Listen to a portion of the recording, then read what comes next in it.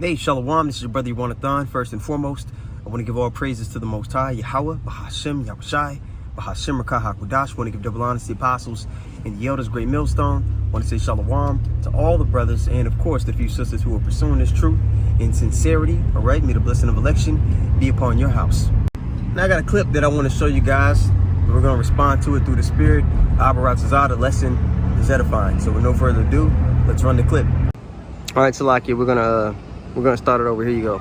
Need to understand one fundamental truth here, that this conflict is seen by Russia as an existential conflict, that there is no tie, there is no defeat, there is only victory.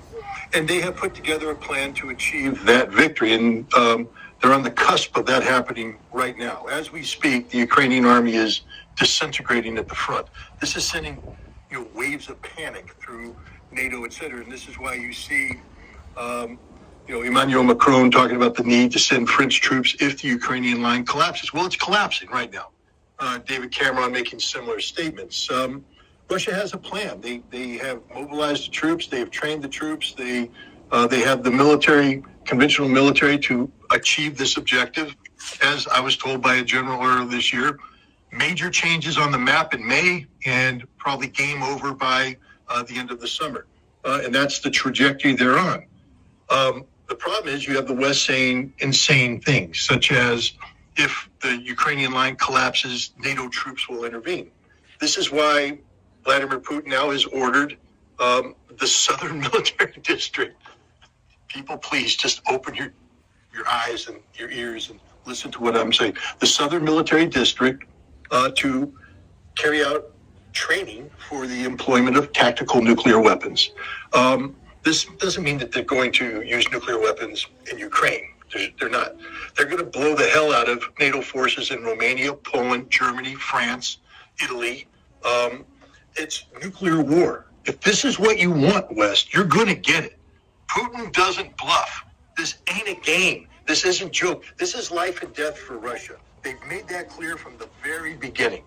And so now we have a situation where NATO tried to call us bluff. The United States poured hundreds of billions of dollars worth of weaponry and money and such into the Ukrainian military. Russia had a plan. They ground it out. All this nonsense you hear in the West. Russia's suffering 1,000 dead. The number of Russian losses right now on the battlefield are the lowest they've been since the war started. That's how unbalanced this is right now. Russia is dominating the front line. They are devastating the Ukrainians. It was 800 Ukrainian dead a week ago. It was 1,000 earlier. It's up to 1,500 dead. They're just being slaughtered. They're being annihilated. And there's nothing to replace them. So they are literally collapsing. NATO's in a panic. Macron's talking about sending troops. Poland's talking about sending troops. And Russia's saying, I don't know how many times we have to tell you, if NATO troops show up on Ukrainian soil, we're going to nuke you. We're going to nuke you. Okay, we're going to take you out. Not your troops in Ukraine. We're going to nuke the decision-making centers. Russia isn't bluffing. I hope the people watching right now are getting cold sweats right now, because the world's over at this point, ladies and gentlemen. Okay, it's over. It's game, set, match. It's done. Whatever plans you had for the summer, they're canceled. Whatever Christmas plans you had, forget about it. So get scared, start calling people and saying, what the hell are you doing, Tony Blinken? Biden, get on the phone to Macron and tell him to shut up and sit down. The same thing with the Poles, because this is it. Russia's getting ready to exercise the use of tactical nuclear weapons in the Southern Military District. Okay, that means that if NATO troops are deployed, because the Ukrainian army is collapsing as we speak, and Macron has said it's his red line. And if they collapse, I have no choice, he says, but to send French troops in. Well, the Russians will kill them, but then they're going to nuke France. So there we are. This is about as serious as it gets. We are sleepwalking. We are sound asleep. Nobody in America cares. Nobody.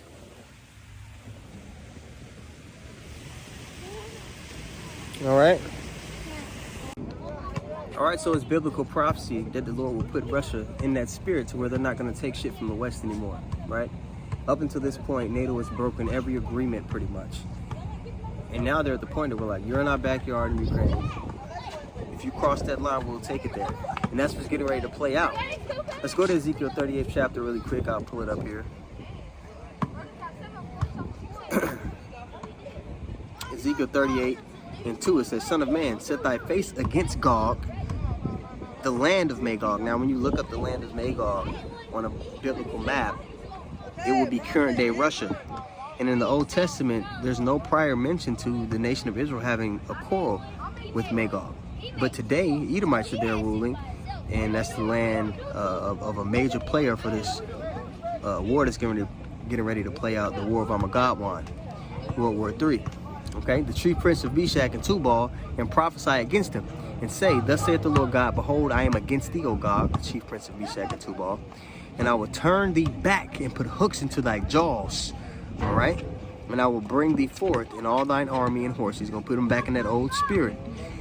All of them clothed with all sorts of armor, their new technology that they have, weaponry, even a great company with bucklers and shields, all of them holding swords. Okay, so this is, you know, again, another example of the Lord having his hand on the minds of the kings of the earth. So now when you go to Matthew, the 24th chapter, you know, it gets clearer and clearer every day. There's a war going on with Russia and Ukraine, right? Wars. And then you know that's escalating to rumors of World War III coming off. Especially with what's going on in Israel. It's all, you know, tying in. Okay? So wars and rumors of wars. Let's go and get that. All right? Matthew 24, and we'll start at 5. It says, For many shall come in my name, saying, I am the anointed, and shall deceive many. You're going to have people that are popping up, you know, telling Israelites to do this and that. You're going to have on the left-hand side the devil and his politicians and so-called leaders saying, hey, this is the way into the future, okay? Which all their ways are going to lead to death. Okay, verse 6, and ye shall hear of wars, and rumors of wars. And that's what we're seeing. We're in the midst of that. See that ye be not troubled, for all these things must come to pass, but the end is not yet, because there's many other things that have to take place. Primarily what we're looking for is the MOTD taking place, that being made mandatory. But before that, what? For nation shall rise against nation, and kingdom against kingdom, and there shall be famines and pestilences and earthquakes in diverse places, and the demonization of the saints, as you'll see as we continue to read. Right, verse 8. Okay, all of these are the beginning of sorrows. Then shall they deliver you up to be afflicted, and shall kill you. All right, and we're seeing the foundation and the groundwork for that being laid, with all the laws and legislation being passed on speech to where they can even jail a man, especially the laws regarding the anti-Sem thing. Okay, then they shall deliver you up to be afflicted, and shall kill you, and you shall be hated of all nations for my name's sake. Now, we're not quite at that point to where speaking the truth can get you jail time, but they're setting it up to get to that point. You understand? Verse 10, and then shall many be offended, and shall betray one another, and shall hate one another. Now, when you have believers, and these guys with fringes on their t-shirts, you know, and guys that don't have the proper foundation to endure the spiritual test, they're going to fold when their lives are ruined for what we believe. You understand? And then shall many be offended, and shall betray one another, and shall hate one another. And many false prophets shall rise, and shall deceive many.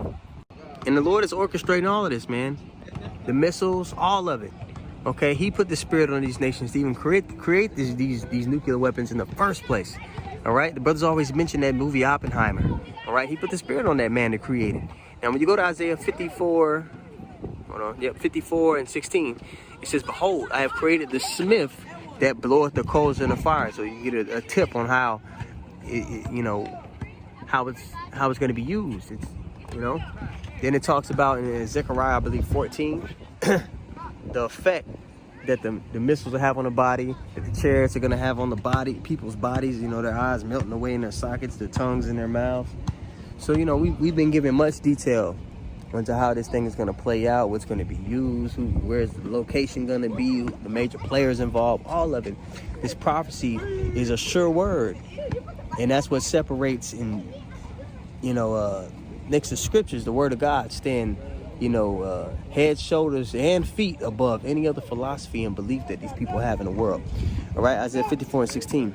Behold, I have created the smith that bloweth the coals in the fire, and that bringeth forth an instrument for his work, for the Lord's work, and they have created a waster to destroy. And when you look up that word smith, it's an artificer for destruction.